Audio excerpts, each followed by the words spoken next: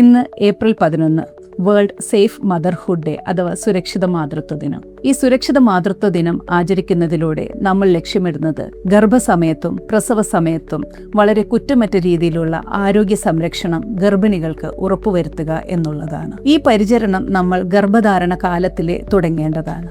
വളരെ കൃത്യമായിട്ടുള്ള ചെക്കപ്പുകളും വളരെ സമീകൃതമായിട്ടുള്ള ആഹാരങ്ങൾ, ഡോക്ടർമാർ നിർദ്ദേശിക്കുന്ന സ്കാനിങ്ങുകൾ, ഡോക്ടർമാർ നിർദ്ദേശിക്കുന്ന മരുന്നുകൾ കറക്റ്റായി കഴിക്കുക എന്നിവയെല്ലാം നമുക്ക് ഈ ഗർഭധാരണ കാലത്ത് ചെയ്യാവുന്നതാണ്. അതുപോലെ തന്നെ വളരെ ടോക്സിക് ആയിട്ടുള്ള മദ്യപാനം, പുകവലി എന്നിവയെല്ലാം ഒഴിവാക്കേണ്ടതാണ്. തീർച്ചയായിട്ടും നമ്മുടെ പ്രസവം പരിചയസമ്പന്നരായ ആരോഗ്യ പ്രവർത്തകരുടെ നേതൃത്വത്തിൽ തന്നെ നടത്തുവാൻ നമ്മൾ ശ്രമിക്കേണ്ടതാണ്.